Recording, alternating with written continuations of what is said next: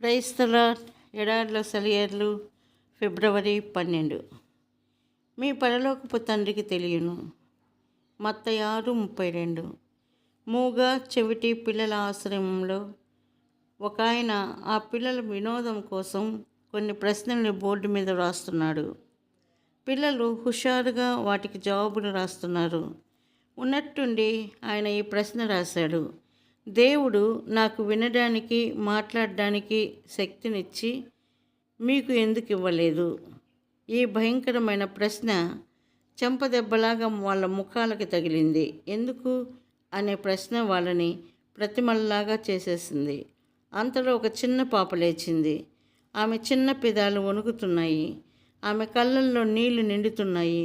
నేరుగా బోర్డు దగ్గరికి నడిచి చాక్పీస్ని అందుకుని స్థిరమైన చేతితో ఈ జవాబు రాసింది: తండ్రి, ఇది నీ దృష్టికి సరైనది గనుక ఇది ఇలానే ఉండనియ్యి. ఎంత ధన్యకరమైన జవాబు! ఇది నిత్య సత్యం. తల నెరిసిపోయిన విశ్వాస దగ్గర నుండి దేవునిలో అప్పుడే పుట్టిన చంటి పిల్లల దాకా దీని మీద ఆధారపడవచ్చు. దేవుడు మన తండ్రి అనే సత్యం. నిజంగా దీన్ని నమ్ముతున్నావా? నువ్వు నిజంగా ఈ సత్యాన్ని నమ్మితే నీ విశ్వాస విహంగం అశాంతిగా అటు ఇటు ఎగిరిపోక తన నిత్య విశ్రాంతి స్థానంలో గూడు కట్టుకుని ఉంటుంది. దేవుడు నీ తండ్రి. అందరి జీవితాల్లో ఎప్పుడో ఒకప్పుడు ఈ విషయం మనకు అర్థమయ్యే రోజు వస్తుందనుకుంటాను. కారణం లేకుండా రాలేదు నాకు ఈ కష్టాలు. ఉంది దీని వెనుక దేవుని హస్తం. నేను చూడలేనిది ఆయనకు అవగతమే. ప్రతి నొప్పి వెనుక ఉందొక ప్రయోజనం. ఈ లోకంలో నష్టం, పైలోకంలో లాభం.